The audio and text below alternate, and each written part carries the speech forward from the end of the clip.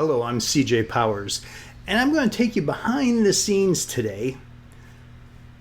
A director's take on Paul Munger. That is what today is all about.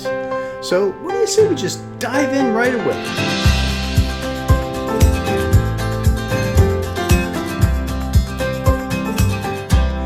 Hey, Paul, welcome to the show. How are you tonight? Good evening, CJ. Doing great. How are you? I'm excited. I asked you for your best scene from your show, and I know you couldn't find the best because you had too many to choose from.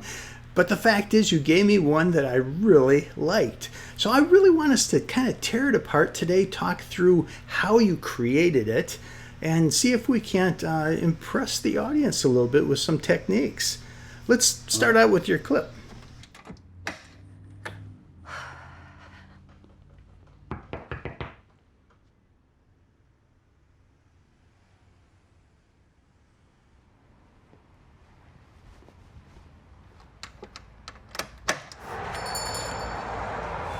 Last minute Christmas shopping?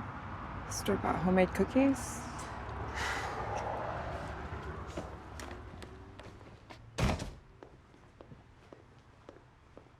Is it here? Okay.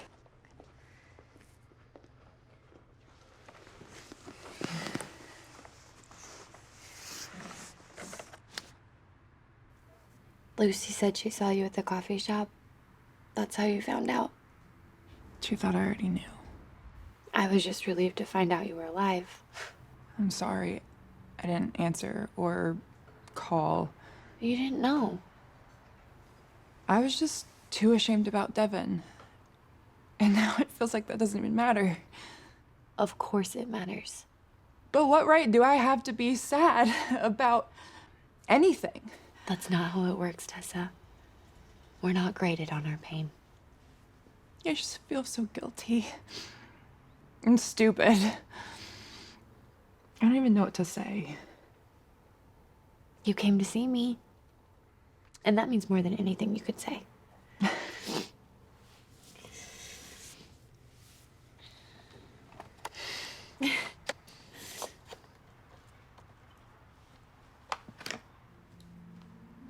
You know, Grace was the sister I never had. I could tell her anything. She would listen. She was always there for me. No, she never gave up on my sorry, but I will never understand. Because that's who she was. And that's what makes this all the more painful. Because she's not here to share this with us. I want to be the kind of person that you can call and not worry about it, no matter what. Hey, I'm not Grace. And I know I'm not supposed to be. But I want to be the kind of person she was for you.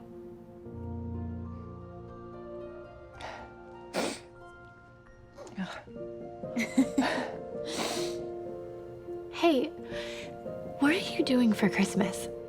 I don't know. I can't be around my mom and her stupid boyfriend. Plus, she's hundreds of miles away, and my credit card stopped working. Great.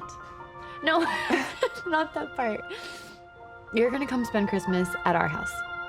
Lauren. No arguments. You will be there. Cheers.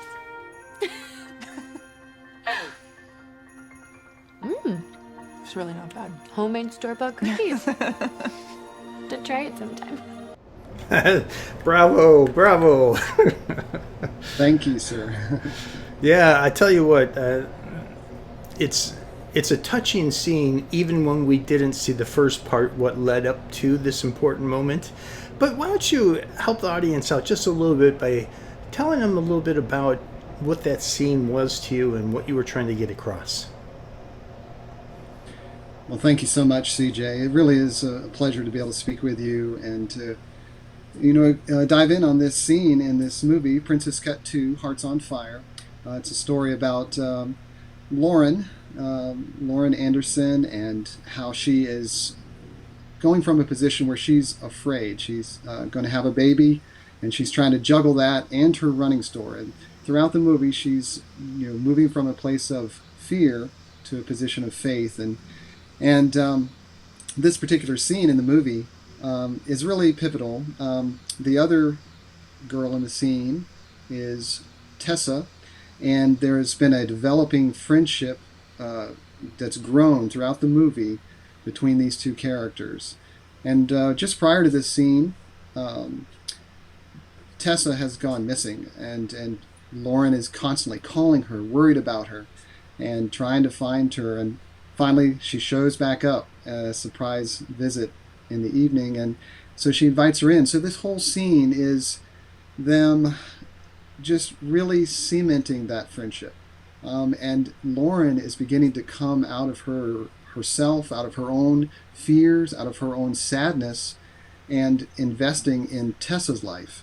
And that's what we wanted to, communicate with the scene.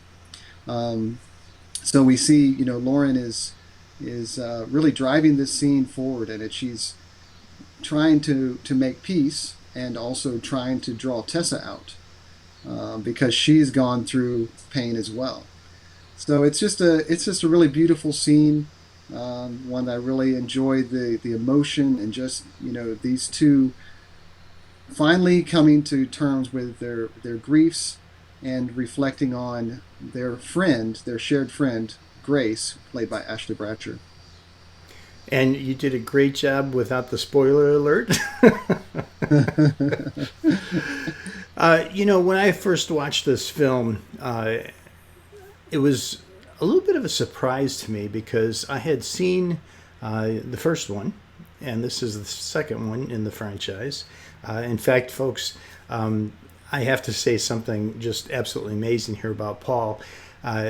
The Princess Cut franchise started out with him just having this heartfelt idea that he explored through a short film.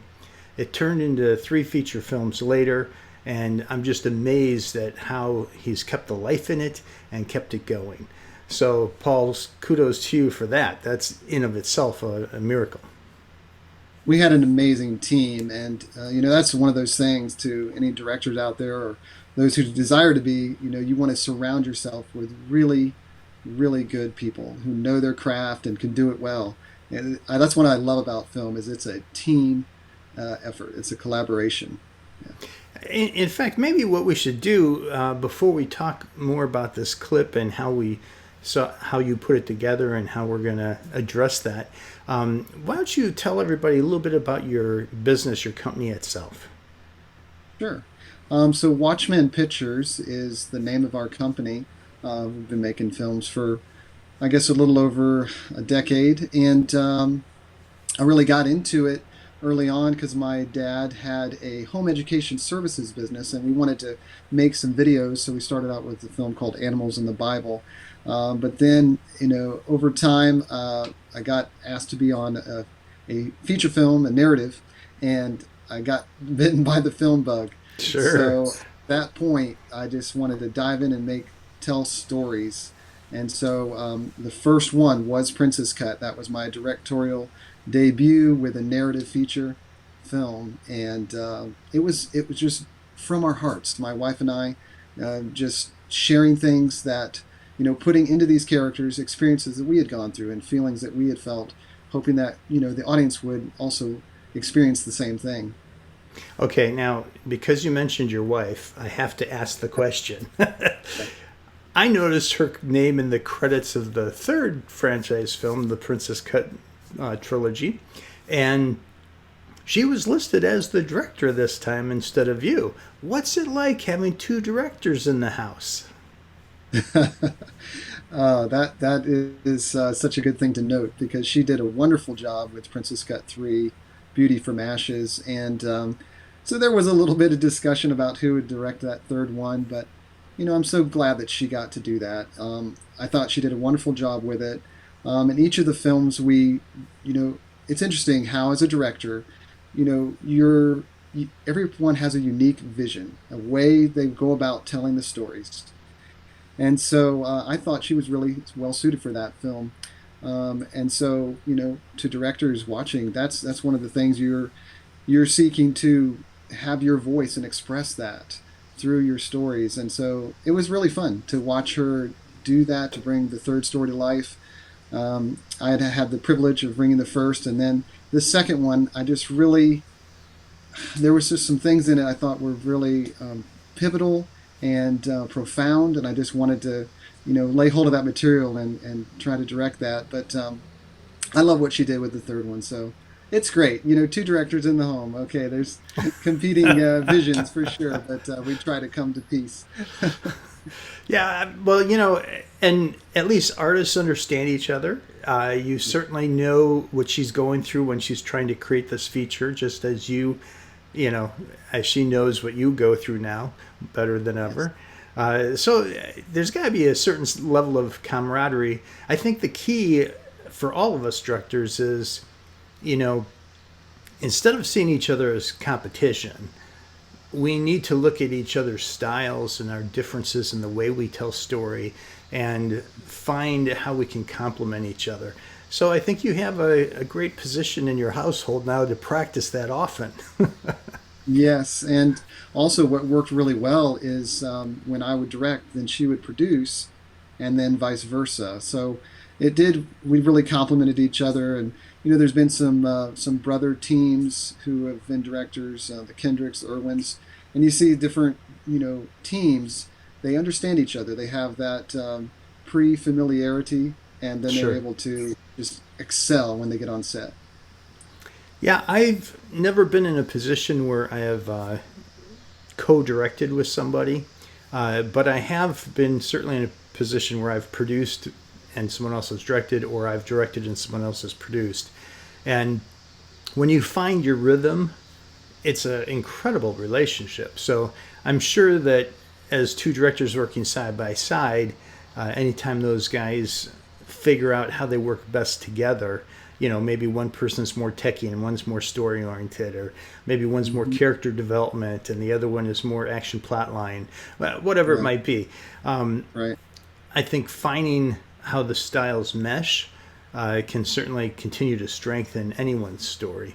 But let's get to yours for a moment. I want to talk a little bit about that clip that we saw at the beginning of the show. And I also have some behind the scenes pictures. I would love for you to explain the setup here a little bit. And I don't know what picture here might reveal it the best, but we can give it a shot here. Yeah, it's a good one there. Right, different angles. So interesting thing about this scene and really the store itself. So the store is called the Runabout store. It's in Roanoke, Virginia. Wonderful folk there who let us come in. And the interesting thing was that these were the first 2 days of shooting were in this store. And Wow. we also had the challenge of, it had to stay live. So there were bogeys who would come in and we'd need to get the releases. But it was just a great start to a 35 plus day shooting experience. We actually shot Princess Cut 2 and 3 back to back. And our DP there, Dan Parsons, looking at the screen there alongside me, did a magnificent job. We're just thrilled at the cinematography and how it came out. But then as far as the setup for the scene, so this was an evening scene. There's a lot going on. You're transitioning from the outside to the inside. So when you open the door, you've got the no noise from the road. Sure. You've got lights turning on and off. There's a beautiful wall there in the back that we talked about, and we wanted to illuminate that and really highlight, the colors. And running is just something that's really important to Lauren, the main character, our protagonist there on the right. And she's the owner of the store. And so we wanted to just, highlight that with so they strung the Christmas lights in behind there, and the lighting team did a great job. They had to actually go up above into the ceiling and put some lights up there, and then they had, the bounce board and the various setup. Sure. Lighting team did great, but everybody was just doing their part, and we wanted it to have a very soft, welcoming feel, because this is finally when these two girls who had a kind of a rough start on their friendship at first are they're really coming around, and the way they relate is through their pain, and try to comfort them. And so it draws them close, and it's just, I love the scene. It's really pivotal scene. And here's the thing that would also be encouraging to those who are directing and thinking about those first few days. Okay, so we have a new location. These two actors, they had not met before or worked together before this time. This scene is a little more emotional scene. So Yes. our first AD, Joth Riggs, years of experience under his belt with 80 plus films, masterful in the way that he arranged the shooting for 2 movies. And so this very pivotal emotional scene was put near the end of the 2 days. You wouldn't want that right at the beginning. So you try to stagger and position your scenes in filming such that you are building up, that camaraderie between the actors and actresses. People are getting into a flow, a rhythm. So that this was the very last scene on the first 2 days. I tell you what, it was a powerful scene. It was really probably one of the most natural feeling scenes as far as the relationship goes. So for you to say it was 2 days into their off-screen relationship, wow, they found a way to connect really well very quickly. Did you do anything or say anything? How did you try to prep them for that scene? Well, I had worked with both of these ladies before. They're just wonderful actresses, and they really were able to just dive right in, make make sense of the scene. But of course, we talked through the scene. We would walk through the scene and do the blocking, and we had a lot of movement there to get them from that exterior all the way in and seated comfortably. But then we just we dove into what is this scene all about, and one thing that's really helpful, and I'm thankful to Rebecca Cook, who served as script supervisor and second AD. She just does lots of different things. She's an actress and a coach, and she helped in Princess Cut to make an emotional map. Okay, so the directors can look to, and even do this themselves, but look to maybe the scripty to map that out. Where are the characters in their emotional journey from the beginning of the film all the way through? So this is scene 144. So we're pretty far into the movie here, and so you just map the mountains and the valleys of their emotional arcs, and so we would talk through that. I would talk through that with the actresses, and yeah. So I think that's a good start with that. That sounds like a, a good process. Yeah. Uh, Now you mentioned Cook. Is that Phil Cook's wife?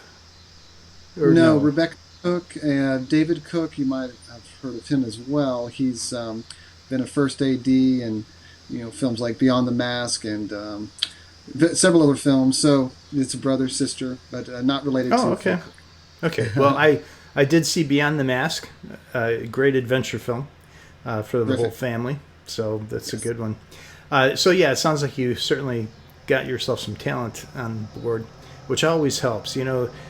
Directing, it's only as good as the team you put together, right? So I true. mean, can you find a way to inspire and motivate the people that you've brought together to not only do their job, but to do just a little bit better than their job? And usually that turns into a great film when that happens. So I think you Right. go ahead. I was going to say that you're so right. That and that's what you really want to do is surround yourself with people who are excellent at their craft, and then it's our job as directors to put out the vision, give them the big picture, Yeah. and really help them to see, what are we doing here? What are these characters? Where is this scene play in the overall context? So that would be my job with the crew, is just to try to communicate that, and then to work specifically with the actresses to, you know, go through and really draw out, how are we going to play this scene so that we can really move the audience emotionally. And that's, it's just a patient, persistent process. Yes, patience for sure. Energy and lots of energy and lots of energy. Just tell us briefly how many. I know you said it was back-to-back shooting, so I don't know if the two shows intermix, but how many days of shooting did you have planned for this film? So it was 35 days in shooting back in 2018. And then we actually had, I think it was an additional 4 days of pickups. Okay. And then the movies were shot back to back. They would be, we didn't shoot one whole movie and then the next movie all the way through. We would stagger it. And so whenever there was a certain location that had overlap, we would, seek to shoot 2 and 3 at the same location to try to consolidate costs. Wow, that had to be hard for the actors. Yeah, right. To be able to move from one, film to the other. But yeah, that was definitely a challenge that we overcame together. Well, yeah. I mean, when I think about it, it's like most actors say, "Please, let's shoot from the beginning through to the end," because then I know exactly where I am. So shooting out of order is difficult for actors to begin with. But if you're intermixing it with a film that occurs, 2 years later or something like that, Right. it's like, okay, now it's 2 years from now. Oh, wait, no, we're 2 years back. It could get difficult following all that, that's for sure. Yeah. Yes, indeed. So, yeah, that was another thing that I had to make sure to do. And we had Sheila, also. So you actually are working with a different director, but you can make sure, okay, in the larger, like really step back and see the entire forest. Where is this character, especially for Tessa, which surprisingly, audiences will discover, and we kind of discovered in the editing room. It's a giant journey, an arc for Tessa, Yeah. and just watching her go from this sweet streetwise girl who's looking for love and really confused, all the way through to a girl who is redeemed. So it's just fascinating the way that came together, and I'm thankful for the excellent team that helped me bring these films, these stories to life. Yeah, that's great. Before we go on, I have a few more questions because I really want to get deep into this scene. But beforehand, can you share a little bit as far as how people can get to know you or find your information? Absolutely. And thanks so much for putting up the social links there. But our official site is watchmanpictures.com. And then most of the social media sites, we use that name, Watchman Pictures. So you can find us there. Some of the ones that don't use that name, Watchman Pictures, they were developed under the Princess Cut. So the social media marketing was developed back in 2015 for that film. And some of that remained the same, but we wanted to consolidate all into one and begin to try to build a story brand, but also a film brand. So there's a lot going on there behind the scenes in the marketing and just being able to communicate with fans and have them be able to access all 3 films. Yeah, I don't think people realize how much goes into the marketing side of things. You remember back in the day when The Dark Knight was being filmed. Christopher Nolan shot The Dark Knight here in Chicago. And it was interesting. I was able to get involved in it. And during the time I was there, there were 2 crowds that were working together simultaneously in one area. So the scene where the commissioner, the death parade or whatever you want to call it, where the boots are on backwards on the horse as it's moving through town, and there's a parade of people following behind. During that scene, I was actually one of the actors down there on the street, and there were 2 sets of cameras. There was the news team, and there was also, sometimes talking and doing tech at the same time doesn't work. uh, but there was a news team intermix. So when you're watching the film, you see this big extravaganza, including a bunch of news anchors and everything else that are capturing things. Well, what most people didn't know is that those cameras and stuff that were capturing things were actually shooting all the multimedia promotional pieces simultaneously. So they were disguised as dramatic people. So I was actually in seven scenes in the film, but I was in about 20 scenes in the multimedia stuff, and yet all I did was stand there and perform the way I was supposed to. And it was amazing how Christopher Nolan allowed all of that to be captured simultaneously and be a part of each other's background, if you will. Amazing. So, yeah. He's a talented director. That's for sure. Someday I want to be more like him. Yes, exactly. So one of the questions I have for you, going back to this scene, for me, and it might be very different for you, for me, I kind of see a trinity, a triad, whatever you want to call it, between the director, the production designer, and the cinematographer, or the director of photography, whatever you want to call him. Absolutely. In that situation, if everyone understands the style, the visuals, the look, the feel, I think you can usually accomplish something really, really well. And some of that, of course, because of the production designer and the director of photography, some of that then bleeds over to any special effects departments too. Now, you had some incredible effects in this film that were very well integrated. Everything even matched the same color palette. I mean, that's what made it so remarkable, is because it seems so real within the story itself. How did you work with your production designer, your tech people, as well as your DP to create that kind of a nuance? And then the real question, based on what everyone just saw, is how did you do that for this scene as well?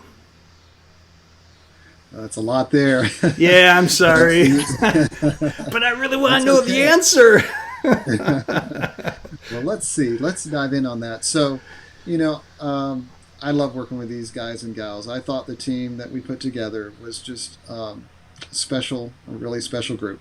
They love the Lord, they love each other, they love film, and they just want to do it well. And Dan Parsons was my cinematographer, Felicia Goebel, production design, and then the visual effects was also the screenwriter. So that's Dave Hansen. So he was doing double duty, and Wow. He did it really, really well. Fascinating little side note: he basically did like a page one rewrite a couple months before we were about to film, but that's a story for another day. Especially you mentioned the DP and the production designer, and I completely agree. For directors out there, aspiring directors, you definitely will want to hire, if you have that capability, because I was also a producer, I could do that, but hire somebody who you trust, who you have a good working relationship with, who you share that same creative vision. Dan is a wonderful storyteller, and so he could really move the camera around and use it to capture those images that would really just bring it out. And then Felicia, I've worked with her on several films, and always very pleased with what she's able to accomplish on a very limited budget. But both of these, Dan and Felicia, these guys are just tremendous to work with. And so we would get together. We would, especially I would say with Dan and I, we had a lot of conversations before even beginning filming. Just what do we want to look like? Where do we want to go with it? And then even going through the types of shots that we wanted to have, and sometimes if a scene is really crucial, okay, we're going to spend a little extra time on this and really nail it, hone it in, and not just phone it in. So, I'm thankful that I got to work with Dan and Felicia. It was a really good experience, and I hope to get to do that again. So when you started to prepare things for this scene, did you have a mood or a style in mind, or did you bounce it off of them and get their input to it? How did you come up with, story-wise, it was kind of the holiday season. I get that part of it. But the look and feel of it, not only was the colors, okay, first of all, I'm sorry. I got my mind going so many different directions. When I saw the normal shot of that room and the colors, compared it to the colors that you actually used in the shots and how that was so well oh, is this one of these days for me? It was really tied in well with the coloration of the rest of the show. So clearly some planning had gone into it. What was your approach to that? How did you address the look and feel of that room? Yeah, that's a challenging question. I mean, it's some of that is just going to tie a little more to, and I'm going to give Dan the credit just on the beautiful look and feel, and the lighting team. I mean, they did great. Greg Krause heading up the lighting team. Just we knew that we wanted it to have, because it definitely is that Christmas time. But then just as far as these two, really setting the emotional stage. And so you've got just a very warm and inviting feel, soft in the background, and then just, and Felicia, I think it was Felicia, wanted to go ahead and put that Christmas tree there in the back. Perfect, so you have the accoutrements of the holiday, but then it just gives that, what shall I say, nostalgic, kind of feel. Yeah. And so this is a deep, heart-to-heart conversation where, they're reminiscing, and they're digging deep because the pain has been very deep. But the only way they can find to get out of it is to console each other and to remember their friend. And so, Dan was doing his job with excellence, and Felicia her job with excellence, and it just all comes together. To me, it's magic. It's like, how did this happen? And we're just 2 days in on this scene, but everyone just gelled very quickly. Yeah. Well, congratulations to the laying department and everybody else, because it turned out really, really well. Congratulations to you as well. As a director, it's hard sometimes to know how much of your vision should you push and how much should you draw out the talents of the people that are surrounding you. Because it sounds like in this scene, you pretty well gave them the understanding that it needed to be a warm, intimate setting. And it sounds like you kind of allowed them to explore that creativity on their own to come up with what they did. Definitely. Do you have any intentional manner as far as what scenes you're driving more and what scenes you're allowing them to explore more? Yeah, that's a really great question. And there are different styles that directors are going to have. So it was interesting. I was just watching a documentary the other night about Spielberg, and he'd actually take up the camera and just or he would say to Tom Hanks, no, it's got to be exactly like this, and very, very precise. So maybe there's definitely something there, because his films have that beautiful precision, because he knows what he wants. I tend to be a little more collaborative and exploratory. Sure. I'll definitely lay out what I see, but then I really do respect and appreciate and desire the input of my team. Dan really is a wonderful storyteller with a camera. And so, we definitely would talk to the scenes. I would show him, okay, here's what I see as far as I've got these overheads, these are the types of shots I want. So we wanted to move from the door, so they have a kind of their awkward first, icebreaker, as it were. Yeah. Yeah. Then Lauren is leading her in because she wants to talk to her. She's been desperately seeking her, calling her daily in the scenes before this in a montage. And so, we broke the scene up in order to move them through the space and finally to bring them around and get them seated in this very intimate, warm place so that then they can open up. They can share their heart. They can divulge the secrets, and again, even in that, we took it down from just those first, how are you doing kind of thing, to really personal, about their friend who, has experienced tragedy, about their home life and their past, and then just trying to create a bridge, so that they can move forward together. And see, and so I'm sorry. I'm just so excited. Yeah. I have to jump in here. Okay, to me, that is exciting to know that you purposed all that.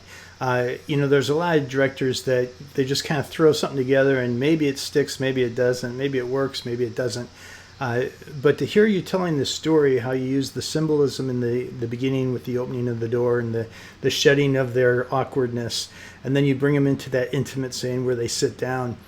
Because I counted 4 main beats that happened in this scene, and I could see the progress of, not only did they deal with the awkwardness, but then they dealt with the initial pain. And then the fact that it's okay to feel what you feel. Mm-hmm. And then you moved into the fact that now we got a little bit of, we're mellow still, but we're a little more cheery now. So that disposition is strong enough to say, okay, we now still have our friendship regardless. And by the way, come to Christmas, Yeah. So I love that progression. It worked really well for me. And I'm so glad that it was purposeful. Yeah. And we wanted to, so you obviously got your establishings, and then, so Dan, they set that up on the dolly, and I love that type of shot. It just gradually moving in, pushing in. It's one of those things where you just watch some of the great, directors and their films pushing in on that face, because all the emotion is in the eyes and in the face. Yeah. And so we set it up, but we just wanted to quickly move to that dolly shot and just begin to slowly move it in. And as you said, you've got those beats, and there's a little break there. So they deal with the first little bit, and the camera has dollied in, but then we come back out, and they're just like, looking down in a way, and trying to get up the nerve, as it were, to go into the next reveal. Time for the cookie break. Yeah, the cookies were perfect. They really were. And so it just gives them a little bit of action, something to kind of mess with, and then dive back in again, and then go all the way with the dolly all the way up to that close, so you can see their tears and just hear their voices cracking, and really be hopefully moved by that. Yeah, so good, Paul. So good. Congratulations again. I have talked to a lot of directors in my lifetime, and I'm always amazed, because the ones that actually know why they did what they did always have stronger films, and their films always improve with each subsequent film. So I'm looking forward to seeing another film of yours, not only within the next couple of years, but I would love to see what your films look like 20 years from now, because you have this style, and even the way you think through, what the key messages of the story and how to draw out the emotions. You're very reminiscent of Ron Howard, and I'm blanking out on the other director's name now. Oh, shoot. I'm sorry. I'm losing it. I like Ron Howard. He's a good director as well. Yeah, very good, very good. So I definitely see how your style is developing, especially when I saw all the films in a row. it was like, okay, he clearly learned from that film, and he clearly learned from this film, because I see you're on a trajectory that just keeps on going up, so that's just I fantastic. I am thankful for those, because I view each film as a learning opportunity and to grow, and here's something new we can explore, we can add to the repertoire. Oh, that really works, or so I'm just thankful that I get to direct. A lot of times folks dream of this position, and just to be in the middle of it, to to watch it come to life. And I know whenever the actors nail something, I'm like, yes, this is going to be so good. As an editor, I can kind of see that being built in my mind, so I can see the little pieces, and I knew this was going to be one of them, just because you can see the emotion and hear it in their faces, and I'm just grateful. Well, you keep on being grateful, and let's hope you keep on getting picture after picture, because you're doing fantastic. And I hate to say this, but our time has flown by. We need to wrap it up. But are there any tips or points of encouragement you might be able to give some would-be directors, or some people that are starting to get a taste for the media, whether it's through online programming or narratives, whatever it might be? Sure. So, I'm still a pretty young director, and I think that's one thing I would say is always be learning. Listen to various filmmakers, watch those behind the scenes, watch people, and file these things away in your mind, and then as we've seen from like is it Rodriguez and others who are doing an indie film type, you'll want to use the resources that are at your disposal. So we went from a really low budget film to almost no budget with Princess Cut, to some more modest budgets here with these films, and we tried to employ those resources the best we could, filming them back to back, trying to consolidate actor travel, locations, things like that. So that can be a real boon if you're trying to make a slate of films. But then one other thing I would say is just be yourself, and that's kind of how we opened up, right? Is every director is unique. God has given us each specific talents, interests, a way of looking at things, and I think if people will just be themselves, because there is that temptation, right, to I'm going to be like Spielberg, and I'm going to but we don't have to be like them so much. If we try, those usually fail, right? That's true. It's like a bad, cheap knockoff. So just be yourself. There's specific experiences, that each person has, that people watching this have, that no one else has, and a unique way of looking at it. And if you're honest with that story and just really getting down to the heart, where you want the audience to share in that that way of looking at things, then your film will it'll go well. People will enjoy it. So good. Thank you so much for being on the show today. I really appreciate it. For those of you watching, please check out WatchmanPictures.com and hunt them down any way you can. Type in to Google the Princess Cut, and you'll find several films. I believe one or two of them is on Prime Video right now. I think Hulu had one recently. Anyway, they're out there. Hunt them down and enjoy them. It's something I have enjoyed. Paul, thank you again, and I hope you get a new picture soon. Thank you so much, CJ. It's been a pleasure to talk with you.